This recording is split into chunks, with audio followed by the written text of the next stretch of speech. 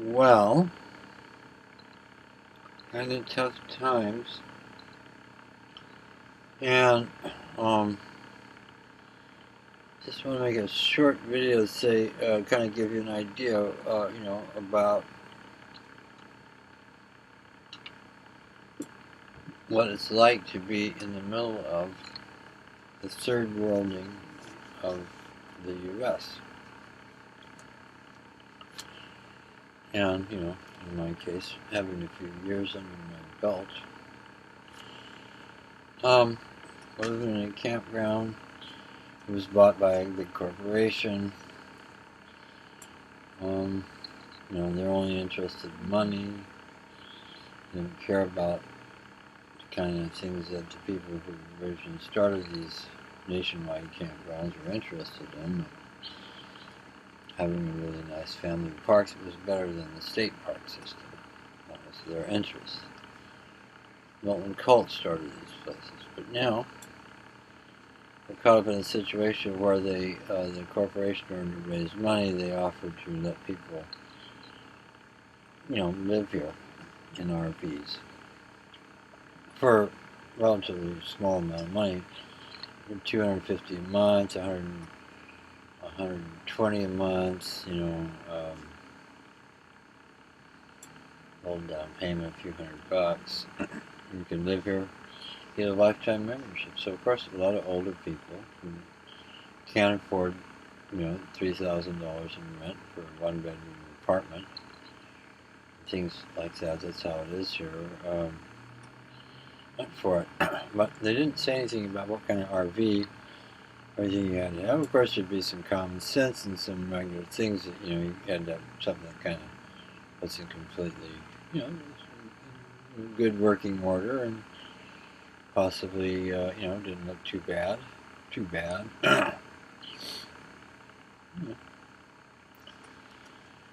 Well, now they've gotten tired of doing that, and they've got a lot of money from people. We just paid, we just ended up paying. I think it's close to $6,000. We paid over a year period to get that membership. No, they don't want to. They're kind of they won't let us go to one of the campgrounds. Say my camper, my trailer doesn't comply with their standards. This is new. They never had standards before. Now all of a sudden they have standards, and I have to say that we tried to. I mean, like any normal person. I mean, I try to. I'm a societally adjusted person, and so I try to keep myself looking decent enough and have my things decent enough. I don't go overboard. I have things to do. I can't be spending my time worrying about appearances. But, so we kind of touched up our classic trailer. I bought some real covers and, put in some new dark glass windows. Nice.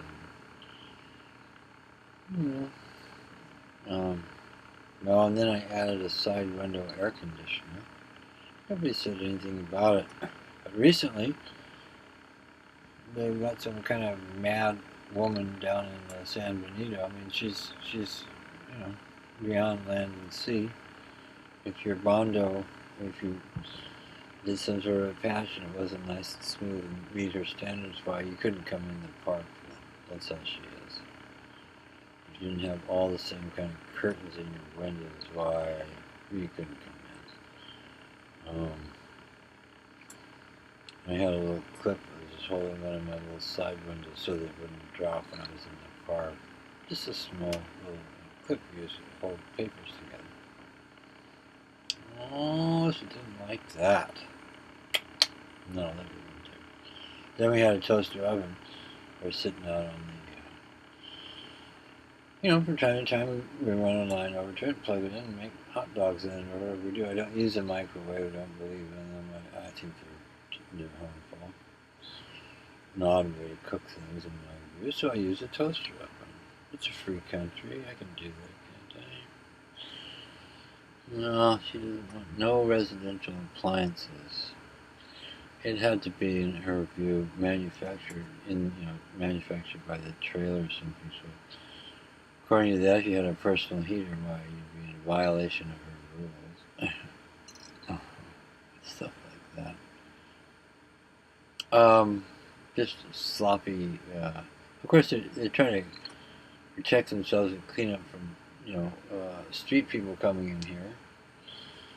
I mean, who are the street people? Well, there's all kinds of street people. Some of the street people, 50 million Americans, are street people because they can't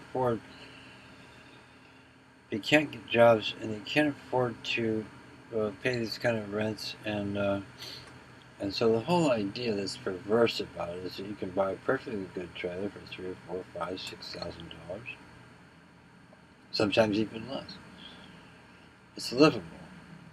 It has a refrigerator, it has a stove, it has a bathroom, it has a shower, it has beds, it has a place to eat.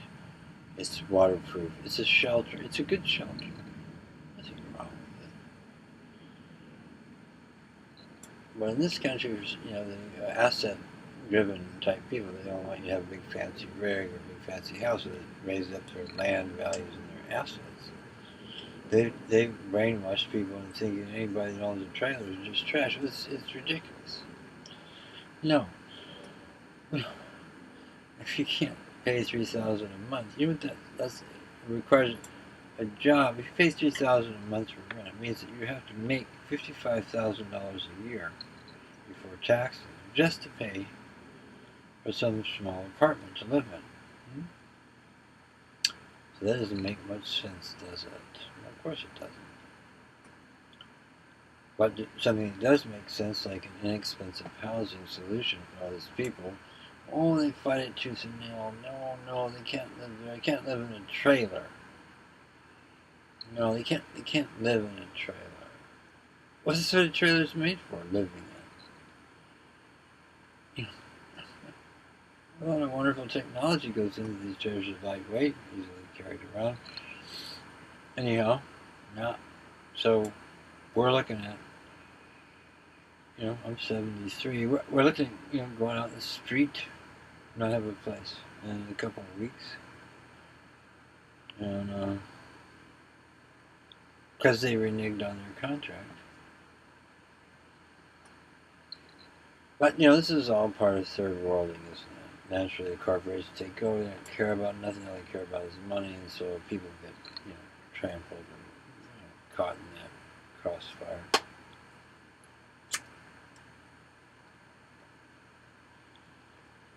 So it's a kind of persecution of the poor, and the poor, and it's nothing about drugs or drinking or conduct that has anything to do with me and my son. We're chess players, and he teaches autistic children. I'm a writer. Nothing going on with this. Nothing. I'm a law-abiding person. But I don't have a big fancy rig. Well, they don't like that now. They're trying to upgrade because there's money to be made. They try to change things around so you can have some. Silicon Valley is 20 miles, 30 miles away. Now there's an opportunity for them to make money. They kind of get the trash out. The poor. Well, I don't want you to think that it's like some kind of shabby thing. If you saw my trailer, you'd see it's a pretty. People say it's cute. It looks nice. This one's brightly painted. Has color to it. I think it's pretty good taste. I think I have a fair taste. Yeah, just taste. Just gonna put some mismatched, gaudy thing up. No.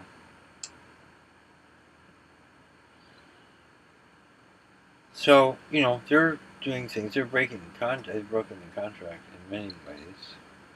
Several very ways violated the contract. They're breaking the law.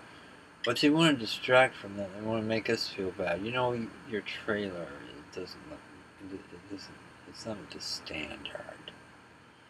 They frighten you. They frighten some little women, old women here. They're on a pension. They don't have much. And a guy comes along, knocks on their door, and tells them, "Well, you're out in the street. Get out. Can't stay here anymore."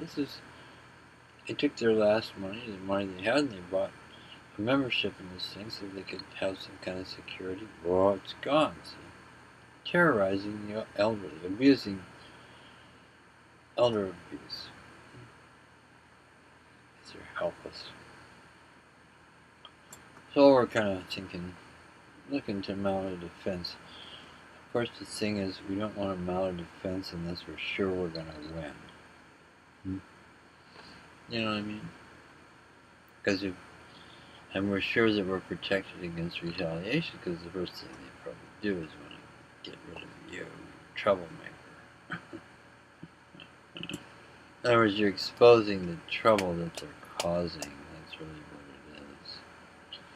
Anyhow, I just want to make a brief tape about things like that.